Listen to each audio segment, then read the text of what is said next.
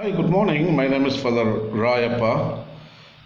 Today I'm going to talk about Mahatma Gandhian village economics, that is Swadeshi, Swaraj, and Sarvodaya. But in this segment, I'll be talking about only Swadeshi. And Swadeshi can be translated into neighborliness, localism, or bioregionalism. In other words, in simple words, I serve my immediate neighbor. Okay, think locally and act globally. So that is a axiom on which Swadeshi principle is built. So I care about my immediate neighbor, like Jesus. The best commandment Jesus gave, love your neighbor. So as a theologically seen, Swadeshi principle is very practical, economically and spiritually. So Mahatma Gandhi writes about Swadeshi as follows in his book Swadeshi, which was published in 1908. Swadeshi is that spirit in us which restricts us to the use and service of our immediate surroundings to the exclusion of the more remote. In the domain of politics, I should make use of the indigenous institutions and serve them by curing them of their proved defects. In that of economics, I should use only things that are produced by my immediate neighbors and serve those industries by making them efficient and complete where they might be found wanting. It is suggested that such Swadeshi, if reduced to practice, will lead to the millennium because we do not expect quite to reach it within our times. So maybe not abandon Swadeshi, even though it may not be fully attained for generations to come. Mohanlal Karamchand Gandhi, in his book Swadeshi, started in 1905 in colonial India after the partition of Bengal. Swadeshi movement was the most successful of the pre-Gandhian movement started by Aurobindo Ghosh, Lokmanya, Bhal Gangadhar Tilak, Bipin Chandra Pal, and Lala Lajpat Rai. Swadeshi as a strategy was a key focus of Mahatma Gandhi, who described it that it was the soul of Swaraj. Swaraj is self-rule. The word Swadeshi derives from Sanskrit and is a conjunction of two Sanskrit words. Swa means self or own, and Desh means country. So Swadesh would be own country. And Swadeshi, the adjectival form, would mean of one's own country, but could be loosely translated in most contexts as self-sufficiency. In other words, it is bioregionalism. The Swadeshi movement was also known as Vande Mataram movement in deltaic Andhra Pradesh. The movement protested the partition of Bengal, also involved the boycott of the British products. The Western clothes were thrown in bonfires, and it was an act of honor to wear the local Indian clothes. The British products were also boycotted in the markets, and the sales of the British fell dramatically. Like many of Gandhi's terms, Swadeshi has both an inner psychological meaning and a secondary meaning in a more outward context. In the psychological sense, Swadeshi is the principle that One acts from the position of strength if one focuses on solving one's own problems, draws on one's own capacities, and addresses one's own weaknesses. One person cannot solve another person's problems or recommend that someone else do something that one has not done themselves. In the other, more common usage, Swadeshi is the focus on acting within and from one's own community, both politically and as a consumer. In other words, it is localism, self-sufficiency, but at the same time interdependence, and in Gandhi's time finally leading to independence, as British control of India was rooted in control of our indigenous industries. From Gandhi's perspective, Swadeshi was the key to the independence of India, and it was represented by the charkha, or the spinning wheel, the center of the solar system of Gandhi's constructive program. He said the cleanest and the most popular form of Swadeshi is to stimulate hand spinning and hand weaving, and to arrange for the judicious distribution of yarn and cloth so manufactured. Swadeshi is an external principle whose neglect has brought untold grief to mankind. It means production and distribution of articles manufactured in one's own country. The term bioregionalism was first popularized in the 1970s by ecologist Raymond, Dasmann, and social activist Peter Berg. Berg defines bioregion as geographic area defined by natural characteristics including watersheds, landforms, soils, geological qualities, native plants and animals, climate, and weather. Bioregionalism, Berg suggests, promotes an inhabitatory attitude by which humans adapt themselves to the natural characteristic of a bioregion in an appropriate way. Contrary to current trends towards a global economy in which both resources and goods are freely traded around the globe, bioregionalism emphasizes relative economic self-reliance based on the principle of local production for local consumption. Raymond Dasmann suggests that self-reliance involves development of the capacity to supply the basic needs of people: food, energy, water, clothing, shelter. People should be encouraged to grow crops not for export but for their own consumption. Manufacturing should similarly be geared not towards export but towards meeting local needs. Once basic needs have been met, surpluses can be traded. Bioregionalism offers a radical but non-Marxist alternative to capitalist style of development. Bioregionalism is an opposed to the centralization of political power in government bureaucracies as it is to the centralization of economic power in multinational corporations. Although bioregionalism respects cultural diversity, seeks to avoid the creation of what Berg calls a global monoculture.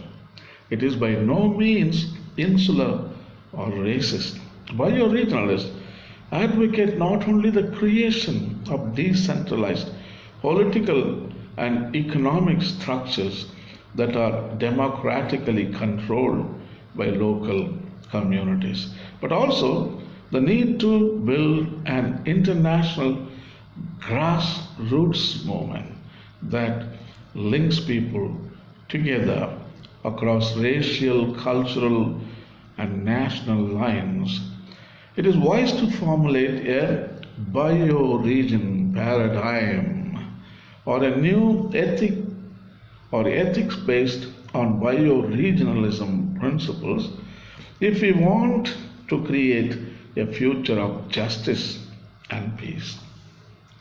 The new ethics of bioregionalism is based on three following simple principles. First, a concern for meeting basic human needs on a universal basis.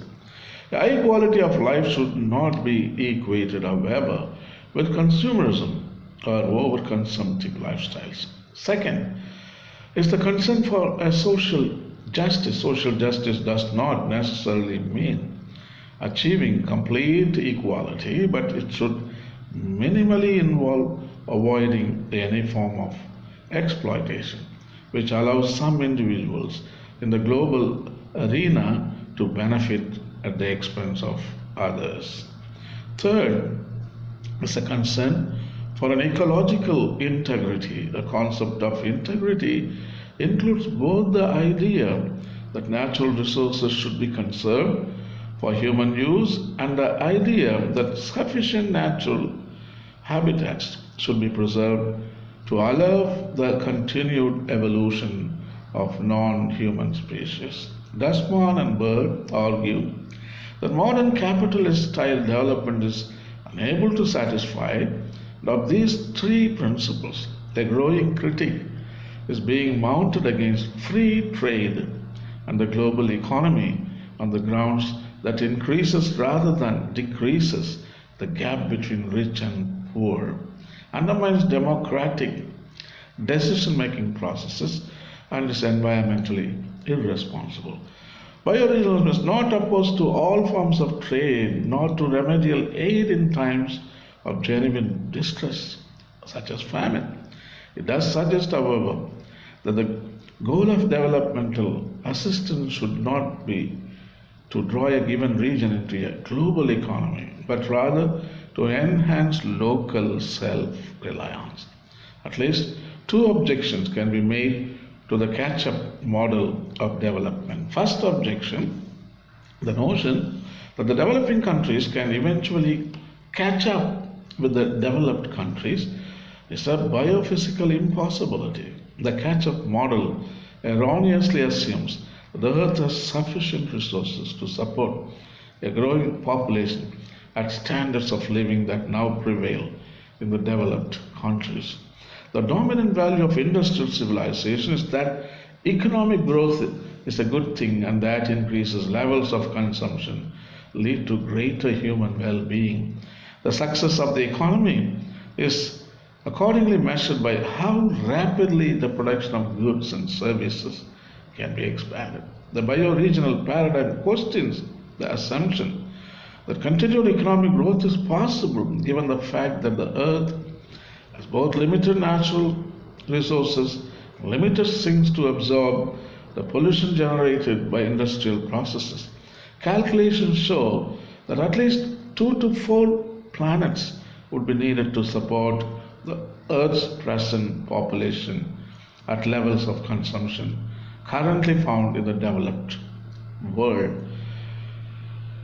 So, together with the limits to growth, the bioregional paradigm suggests the global collapse can be avoided only if concerted efforts are made to give up the pursuit of economic growth and the catch-up model of development. Bioregionalism by no means opposed to technological innovation, nor does it advocate a return to Neanderthal lifestyles. It simply argues that economic production should be brought now within the parameters of sustainability, made available by existing technology, rather than placing faith in the ability of technological advances that do not yet even exist to save us from ecological collapse. The goals of bioregionalism are consistent with those set forth by the economist Hermann E. Daly, who argues that we need to move towards a steady state economy in which resources are not used up faster than that they can be replenished, and pollution is not generated more rapidly than the earth can absorb it. A steady state economy would discourage people from indulging in luxurious, overconsumptive lifestyles and focus instead on providing for the basic material needs of all on a more or less equitable basis.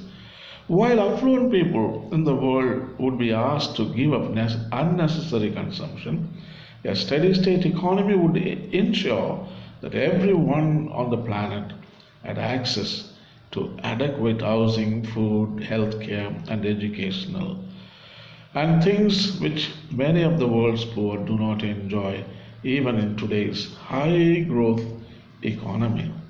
The second objection to the modern development paradigm is that it is simply not working.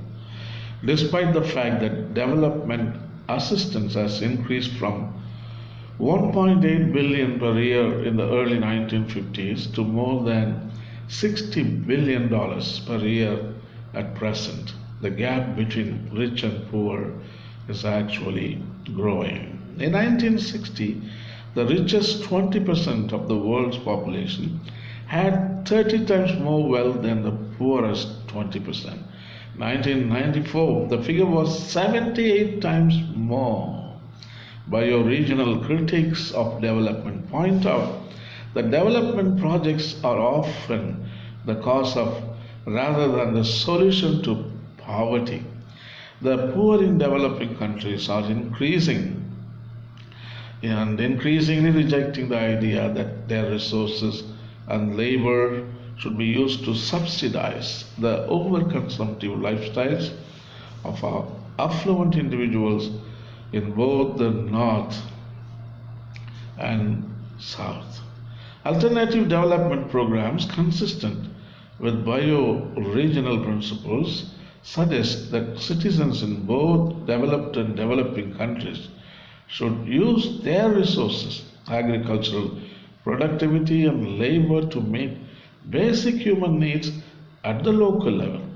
Communities can de-link themselves from the global economy by achieving greater economic self-sufficiency and greater political autonomy.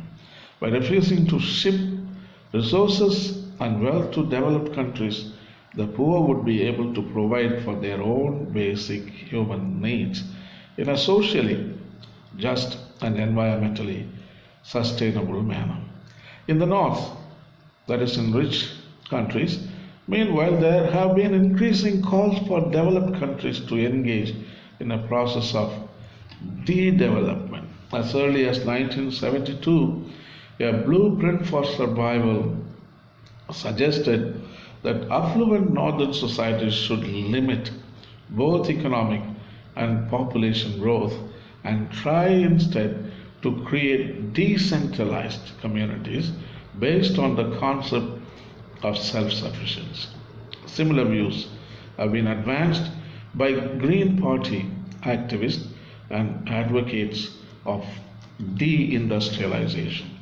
In the bioregional paradigm, levels of wealth could rise slightly in developing countries, that is, to levels sufficient to meet basic needs, while levels of wealth in the developed countries would fall since they would no longer be able to exploit the labor or resources of developing countries. The capitalist development paradigm, therefore, fails to satisfy any of the three ethical principles. A bioregional approach, to the contrary, would satisfy all the ethical principles. There is no doubt that asking developed countries to drastically reduce overconsumption and developing countries to curb their aspirations for development will not be popular, but the bioregional paradigm is hardly utopian. It is based on an eminently realistic assessment of how basic human needs can be globally satisfied in a socially just and ecologically responsible way.